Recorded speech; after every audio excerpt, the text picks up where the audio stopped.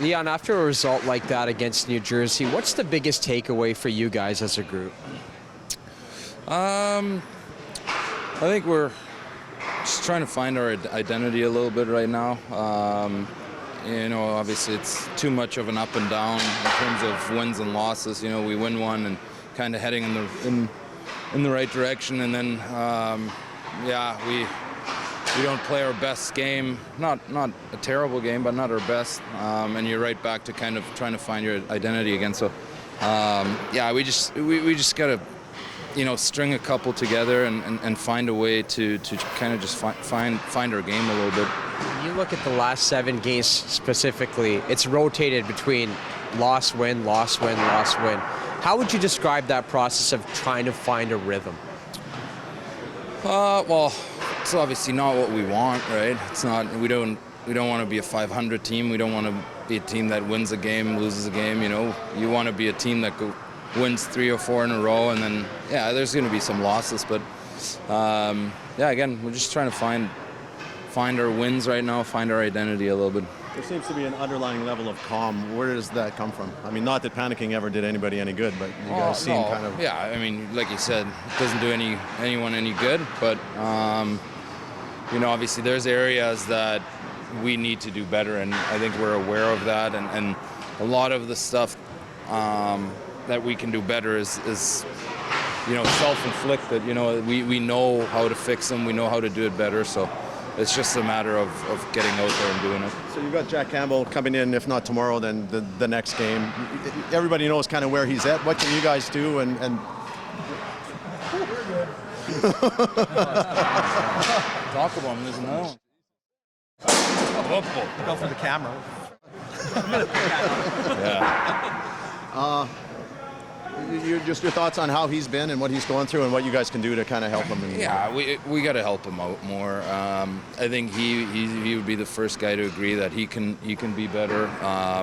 But we have to, as a team, give him a game where he can find his game a little bit and not get 42 shots against. So we got to find a way to help him out a little more. Man, yesterday, Jay, somewhat unprompted, started talking about Connor's maturation as a leader. And I'm curious, you've been around him his whole career, what have you seen? What type of leader is he now? And have you seen that maturation? I think he's grown a lot in the vocal department. He's naturally not the loudest guy. Obviously, he does a lot of his leadership in terms of his work ethic and the way he leads on the ice, but I think over the last couple of years he's really developed a vocal voice or a vocal type of leadership in the room as well. So he's obviously our heartbeat, so we go as he goes. He talked about how the part of that maturation is his ability now to hold guys accountable to a high standard.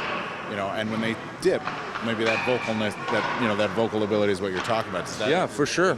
That's how you build a culture, right? That's how you create something special by holding guys accountable. And he does that, and it really doesn't matter who it is. He does it to anybody, and he does it the right way. So, like I said, he's our leader. And I know as a rookie, it took you a little while to kind of get acclimated and find your stride in the NHL.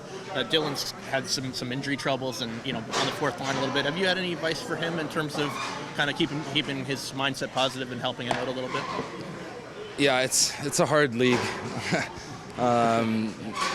Obviously he's been through a lot over the last couple of years, but it's a hard league as a young guy to come in and make an impact immediately.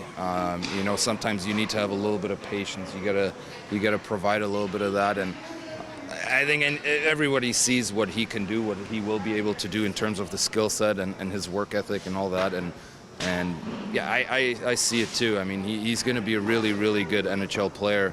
Sometimes it's just a little bit of patience and sorry. No, go ahead. Okay. Well, you got sent back to junior, and you ended up being Leon Draisaitl. So I mean, it kind of it's just some guys just take an extra year, an extra 2 years, sometimes longer. But I think there's a lot of tools in his game that you see that are very promising, and you know, those are great tools to have on your team. Sometimes you just have to give a guy an extra year to figure out his footsteps a little bit in the league. Have you enjoyed playing with him a little bit? You played with him just a little bit. Yep. How have you enjoyed that process, or gotten to? Yeah, good, Yeah. good. He's a good player. He's, like I said, he's finding his way in the league. Again, it's a really, really hard league when you're young. The game changes a lot from junior college to the NHL, so he's finding his game. I think he's doing really well with what he's given. So he's going to be a really good player for us. I noticed that you were talking between some line rushes at center ice, kind of maybe offering some advice.